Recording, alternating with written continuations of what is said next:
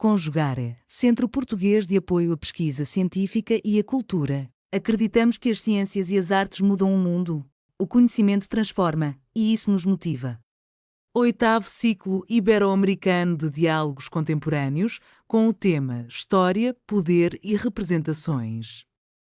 Realização dias 19, 20 e 21 de maio de 2026.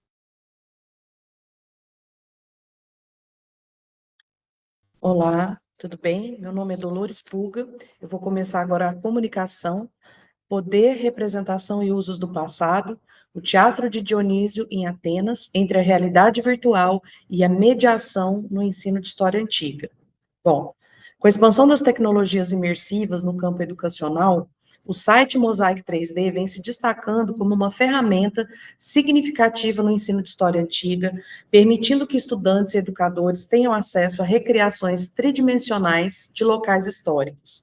Esse trabalho explora o potencial pedagógico e as limitações do Mosaic 3D na representação do teatro de Dionísio em Atenas, com foco em elementos essenciais da prática teatral grega, como os atores, o figurino, o coro, as máscaras e o maquinário teatral. Discutiremos sobre uma perspectiva arqueológica, as divergências entre a estrutura do teatro do século IV, antes da Era Comum, apresentada no Mosaic 3D, e as características do teatro do século V, antes da Era Comum, época em que os grandes tragediógrafos e comediógrafos gregos encenaram suas obras mais renomadas. Na análise teórico-metodológica, serão abordadas tanto as contribuições quanto os desafios no uso da realidade virtual como ferramenta para o ensino de história. Essa é uma imagem retirada do Mosaic 3D, né? Então, como a gente percebe, a representação do teatro de Dionísio no Mosaic 3D reflete a estrutura do século IV, quando o teatro já apresentava uma construção em pedra e assentos fixos, condizente com as reformas promovidas após a época clássica ateniense. Essa representação, ainda que visualmente precisa, gera uma distância cronológica em relação ao período em que o teatro estava equipado com assentos de madeira, usado para as grandes encenações das tragédias e comédias do século V, antes da Era Comum. Nessa época, o teatro possuía uma estrutura bem menos monumental e temporária, refletindo a função cívica e religiosa das apresentações. A precisão arqueológica é um dos pontos críticos para o ensino de história, porque a representação fiel do teatro grego do século IV, antes da Era Comum, no Mosaic 3D, deve ser facilmente confundida com a estrutura do século V pelos estudantes. Talvez não basta a simples indicação de que se trata de uma construção do século IV, que sua forma vai se delineando ou tomando sua forma final durante o período helenístico, como é demonstrado, como é narrado na plataforma. Seria necessário mostrar a diferença e que havia ainda um modelo anterior a esse. Não demonstrar isso pode induzir não apenas o anacronismo, como compromete a compreensão de como se dava o espaço teatral original e de que forma a sociedade fazia usos disso, por exemplo. Portanto, para que a experiência virtual sirva efetivamente ao ensino de história, é essencial que o professor contextualize a evolução da estrutura do teatro, evidenciando a mudança de assentos de madeira para os de pedra e os significados associados a cada fase. A construção original do teatro de Dionísio em Atenas, ao contrário do que tradicionalmente se pensava, as últimas evidências arqueológicas não apontam um grande número de lugares no teatron, né, mas a modesta marca entre 4.000 e 7.000 lugares. Muito das mudanças na visão tradicional ocorreu quando da descoberta de que os teatros do final do século do final do século VI e durante o V eram feitos de madeira ao invés de pedra. Atualmente, já se concebeu quão dispendiosa era a construção de pedra, e por isso foi algo conquistado já em meados do século IV, de acordo com Eric Sapp. Ao invés de um formato semicircular, né, como a gente consegue ver, o Teatro de Dionísio, segundo o diálogo do autor com estudos arqueológicos de Hans Ruprecht Goethe, tinha inicialmente, ainda no início do período clássico, o formato trapezoidal, com barras retilíneas nas bordas, justamente para facilitar a construção dos lugares de madeira, diferente da imagem semicircular já bem difundida do Teatro de Dionísio para o período do século V, né?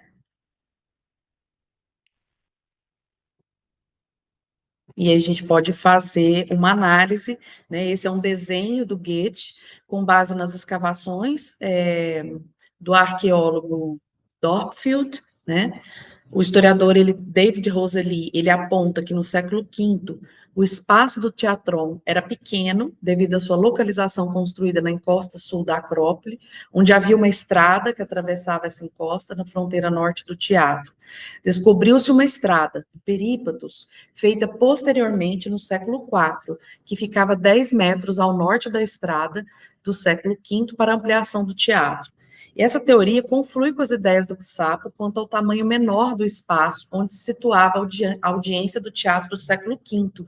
É um fator pelo qual é plausível vincular com a sua perspectiva da construção e do formato dos assentos, o coilon de madeira, né, o que teria sido modificado pela construção dos assentos de pedra no século IV, cujo formato semicircular poderia ser concebido com um tamanho maior e para atingir os interesses políticos na ampliação do acesso aos espetáculos, né? Então, apesar do possível aproveitamento político e econômico com a ampliação do teatron, a partir da construção de pedra, com vistas a atingir maior acesso de público, faz-se necessário salientar a urdidura organizacional do Teatro de Dionísio no século V. Embora o formato retilíneo reduzisse o espaço de pagantes, estabeleciam-se desde o início do período clássico as hierarquias sociais por meio dos assentos determinados. Por outra perspectiva, havia vantagens em se construir e gerir assentos de madeira, pois se fundia interesses da cidade-estado e daqueles cidadãos que com ela faziam parceria no pagamento para explorá-las a partir da construção e posteriormente da administração do teatron durante os festivais. Assim, a cada longo período de anos entre festivais, as construções de madeira definiam e redefiniam a presença de ricos grupos sociais interessados na manutenção do espaço teatral para atingir seus objetivos de honra cívica, mas também pelo enriquecimento a partir da venda das taxas de admissão. Tá? Então, agora vamos retornar ao Mosaic 3D. No contexto teatral grego, os atores, o coro e o uso de máscaras e figurinos eram essenciais para as apresentações. No Mosaic 3D, essas representações buscam refletir o que se sabe sobre a função ritual e dramatúrgica desses elementos. As máscaras, um elemento crucial para a caracterização dos papéis, ofereciam um meio de ampliação da voz e reforço de emoções, permitindo que poucos atores representassem múltiplos personagens. A imersão que o Mosaic 3D oferece facilita a compreensão visual da disposição do coro na orquestra e da interação dos atores com o público, aspectos fundamentais do teatro grego, que muitas vezes são desafiadores de serem ilustrados com eficácia em textos tradicionais. Mas é importante frisar que as imagens apresentadas no Mosaic 3D são baseadas, sobretudo, em interpretações arqueológicas, na verdade, iconográficas e fragmentos textuais, mais fragmentos textuais iconográficos do que arqueológicos, pelo próprio tipo de materialidade que, nesse caso, estamos lidando. Tá? Aí, novamente, essa imagem, né? Adicionalmente, o maquinário teatral, como o mecânico, que é um dispositivo para suspender atores representando deuses, essa espécie de guindaste que vocês podem ver na imagem, são complexos de simular, visto que são descritos apenas em fontes literárias e reconstruídos com base em estudos conjecturais. A apresentação visual desses elementos no Mosaic 3D pode fornecer uma noção aproximada da sua função, mas carece de uma precisão maior e de apresentar mais elementos, questão que pode ser incorporada na realidade virtual ou oferecida através de uma mediação pedagógica crítica. Agora, uma imagem mais específica do mecânico e de outros elementos importantes que não são mostrados, né? A partir dele é que a gente desenvolve o Deus Ex Machina, né?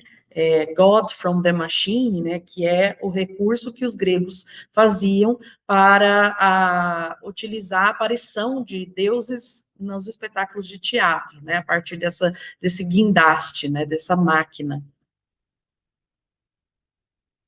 Bom, além do mecânico, O mosaico 3D não mostra os demais dispositivos utilizados no teatro grego e que são importantes para compreender o seu funcionamento. O equiclema, a plataforma para revelar cenas internas, geralmente cenas de grande impacto e relevância, como demonstrar a morte de um personagem importante para a trama, por exemplo, né? Então, é bem interessante a maneira como existem esses detalhes e isso está ausente no mosaico 3D. Também os periactoi, que são maquinários triangulares, onde os gregos disponibilizavam 3 cenas diferentes para o uso do cenário, as quais giravam para mostrar cada uma das cenas. Isso também era um recurso da época. Aqui a gente consegue ver com mais detalhes esses elementos explicados, né?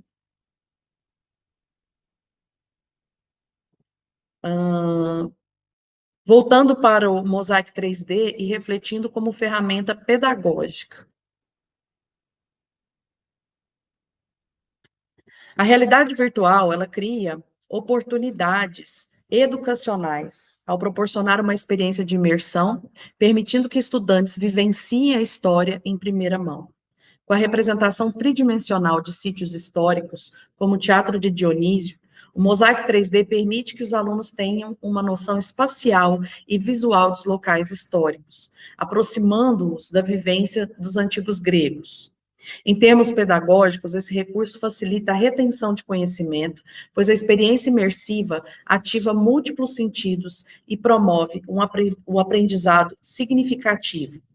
Sob a ótica de Edgar Dale, a experiência visual e imersiva da realidade virtual seria uma ferramenta valiosa, já que se encaixa no cone de experiência de Dale, aumentando a compreensão e a memorização do conteúdo histórico. A utilização de plataformas de realidade virtual no ensino de história antiga impõe a necessidade de uma mediação que contextualize o que é mostrado. O aprendizado ocorre de maneira mais efetiva quando o aluno é ativo e constrói o conhecimento por meio da interação, o que a realidade virtual facilita ao permitir uma interação com o ambiente simulado. No contexto do mosaico 3D, a mediação do professor é essencial para que o aluno compreenda as limitações da representação virtual e realize uma análise crítica das fontes arqueológicas e históricas que sustentam o modelo. Essas perspectivas foram levadas em consideração no caso do projeto de extensão intitulado Teatro Grego nas Escolas, Conhecendo a Antiguidade, no Colégio Uni3 Objetivo de Três Lagoas, porque além da ferramenta Mosaic 3D, os acadêmicos exploraram uma oficina pedagógica na qual os alunos produziam máscaras de teatro grego, que eu estou mostrando agora nessa imagem. No caso dessa oficina, a precisão histórica não foi o real propósito, até pelo tempo que havíamos disponível de trabalho com os alunos do ensino médio do colégio.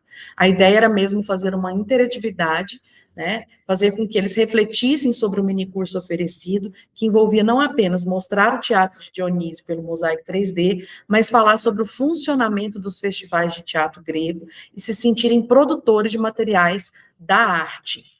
A mão na massa, né, foi um elemento muito importante na proposta pedagógica escolhida no projeto.